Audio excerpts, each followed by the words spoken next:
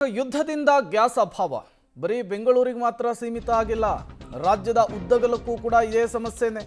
ಹಾಸನ ಜಿಲ್ಲೆಯಲ್ಲೂ ಕೂಡ gas emergency ನಿಧಾನವಾಗಿ ಖಾಲಿ ಆಗ್ತಾ ಇದ್ದಾವೆ. ಗ್ಯಾಸ್ ಗೋಡೌನ್ಗಳು ಅನ್ನೋದು ಗೊತ್ತಾಗ್ತಾ ಇದೆ. ಅರಕಲಗೂಡಿನ ಗ್ಯಾಸ್ ವಿತರಣಾ ಕೇಂದ್ರ ಸಂಪೂರ್ಣವಾಗಿ ಖಾಲಿಯಾಗಿದೆಯಂತೆ. ಗೃಹ ಬಳಕೆಯ ಗ್ಯಾಸು ಪೂರೈಕೆಯಲ್ಲಿ ಸಮಸ್ಯೆ ಆಗಿಲ್ಲ, ಬಟ್ ಕಮರ್ಷಿಯಲ್ ಗ್ಯಾಸ್ಗಳ ವಿಚಾರದಲ್ಲಿ ಒಂದಿಷ್ಟು ವ್ಯತ್ಯಯ ಉಂಟಾಗಿದೆ.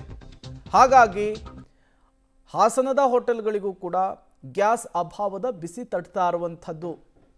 ರಾಜ್ಯದ ಉದ್ದಗಲಕ್ಕೂ ಕೂಡ ಈಗ ಇದೇ ಸಮಸ್ಯೆ ಜನರನ್ನ ಹೈರಾಣಾಗಿಸ್ತಾ ಇದೆ, ಜನರನ್ನ ಸಾಕಾಗಿಸ್ತಾ ಇದೆ. ಹಾಸನದಲ್ಲಿ ಸದ್ಯಕ್ಕೆ ಗೃಹ ಬಳಕೆಯ ಗ್ಯಾಸ್ನಲ್ಲಿ ಸಮಸ್ಯೆ ಇಲ್ಲ ಅನ್ನೋದು ಗೊತ್ತಾಗ್ತಾ ಇದೆ. ಡೀಟೇಲ್ಸ್ ಕೊಡೋದಕ್ಕೆ ಶಶಿಧರ್ ನೇರ ಸಂಪರ್ಕದಲ್ಲಿ ಜಾಯಿನ್ ಆಗಿದ್ದಾರೆ. ಶಶಿಧರ್, ಹಾಸನದಲ್ಲಿ ಹೆಂಗಿದೆ ಪರಿಸ್ಥಿತಿ?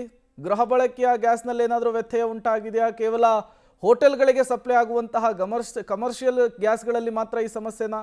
ವಾಸ್ತವ ಚಿತ್ರಣ ಹೇಗಿದೆ ಅಂತ ಹಾಸನದಲ್ಲಿ?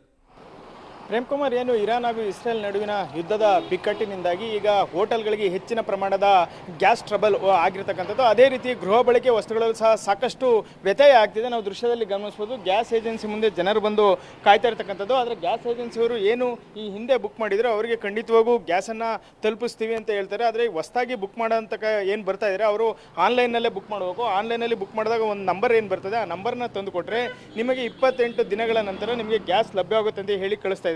ಹಾಗಾಗಿ ಹೆಚ್ಚಿನ ಸಂಖ್ಯೆಯಲ್ಲಿ ಗ್ರಾಹಕರು ಗೃಹ ಬಳಕೆಯ ಸಿಲಿಂಡರ್ಗಳನ್ನು ಕಡೆಯಲು ಈಗ ಏಜೆನ್ಸಿ ಮುಂದೆ ಪಡ್ತಾ ಇದ್ದಾರೆ. ಆದರೆ ಏಜೆನ್ಸಿ ಮುಂದೆ ಬರ್ತಿದ್ರು ಸಹ ಅಲ್ಲಿ ಏನು ಅವರು ಸರ್ವರ್ ಬಿಸಿ ನೆನ್ನೆ ಬರ್ತಿತ್ತು, ಇವತ್ತು ಆನ್ಲೈನಲ್ಲೇ ಬುಕ್ ಮಾಡಬೇಕು ಅಂತ ಹೇಳಿ ಇಲ್ಲಿನ ಸಿಬ್ಬಂದಿಗಳು ಹೇಳ್ತಾ ಇದ್ದಾರೆ. ಹಾಗಾಗಿ ಈಗ ಗೃಹ ಬಳಕೆ ವಸ್ತುಗಳನ್ನು ಕೊಡಲು ಸಹ ಈಗ ಗ್ರಾಹಕರು ಮುಗಿಬಿದ್ದಿರ್ತಕ್ಕಂಥದ್ದು. ಇದು ಗ್ರಾಮೀಣ ಪ್ರದೇಶಕ್ಕೂ ಸಹ ಇದರ ಹೊರತಾಗೇನಿಲ್ಲ. ಗ್ರಾಮೀಣ ಪ್ರದೇಶದಲ್ಲೂ ಸಹ ಎಲ್ಲರೂ ಒಂದೊಂದು ಗೃಹ ಬಳಕೆ ಸಿಲಿಂಡರ್ಗಳನ್ನು ಬಳಸ್ತಾ ಇದ್ದಾರೆ. ಇನ್ನು ಅರಕಲಗೂಡಿನಲ್ಲಿ ಅವರು ಒಂದು ನಾಮ ಫಲಕವನ್ನೇ ಹಾಕಿದರೆ ಏನು ಅಂತ ಹೇಳಿದರೆ, ಗೃಹ ಬಳಕೆ ಸಿಲಿಂಡರ್ಗಳು ಖಾಲಿಯಾಗಿದೆ, ಏನು ಇದುವರೆಗೂ ಬುಕ್ ಮಾಡಿದರೆ ಅವರಿಗೆ ಮಾತ್ರ ನಾವು ಪೂರೈಕೆಯನ್ನು ಮಾಡ್ತೀವಿ, ಆದರೆ ಎಲ್ಲರೂ ಸಹ ಸಹಕಾರವನ್ನು ನೀಡಬೇಕು.